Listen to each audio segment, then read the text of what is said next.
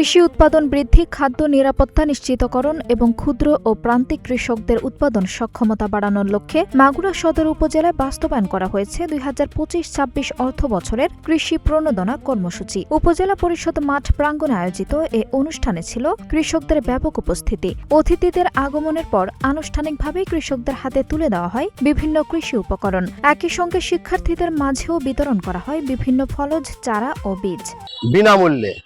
আমি গাছের চারা পেয়েছি এবং গাছের চারার সাথে বিনামূল্যে জৈব সার পেয়েছি এবং গাছরে ঠেকনা দেওয়ার জন্য লাঠি পেয়েছি।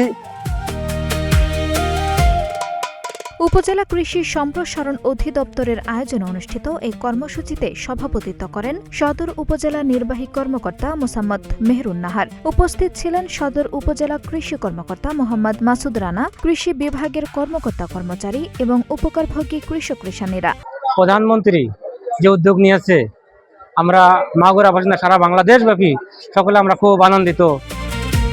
কৃষি বিভাগ সূত্রে জানা যায়, এ কর্মসূচির আওতায় সদর উপজেলার ২০৯৬ জন ক্ষুদ্র ও প্রান্তিক কৃষক কৃষানীর মাঝে বিনামূল্যে সার, বালাইনাশক, লেবুর চারা ও কলম, জৈব সার, গোবর সার এবং বাঁশের খুঁটি বিতরণ করা হয়েছে। পাশাপাশি উপজেলার ৬৫টি শিক্ষা প্রতিষ্ঠানে কৃষির প্রতি আগ্রহ বাড়াতে বিভিন্ন ধরনের চারা ও বীজ বিতরণ করা হয়েছে। এই চারা নিয়ে আমরা লাগাবো এবং এই চারার সঙ্গে জৈব সার এবং একটা খুঁটনা এই ব্যবস্থা করে দিয়েছে।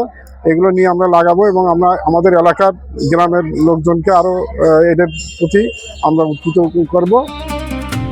কৃষি বিভাগের মতে উৎপাদন ব্যয় কমিয়ে আধুনিক, লাভজনক ও টেকসই কৃষি ব্যবস্থা গড়ে তুলতে এ ধরনের প্রণোদনা কার্যক্রম গুরুত্বপূর্ণ ভূমিকা রাখছে। এতে একদিকে যেমন কৃষকের ব্যয় কমবে, অন্যদিকে খাদ্য উৎপাদন বৃদ্ধির পাশাপাশি কৃষকের অর্থনৈতিক সক্ষমতাও আরও শক্তিশালী হবে। উপকারভোগী কৃষকদের প্রত্যাশা, সরকারি এই প্রণোদনা যেন প্রকৃত কৃষকদের দোরগোড়ায় পৌঁছে কৃষি উৎপাদন বৃদ্ধিতে বাস্তব ভূমিকা রাখে এবং ভবিষ্যতেও এ ধরনের সহায়তা অব্যাহত থাকে। আঞ্জুম হক আরবি, নাগরিক প্রতিদিন।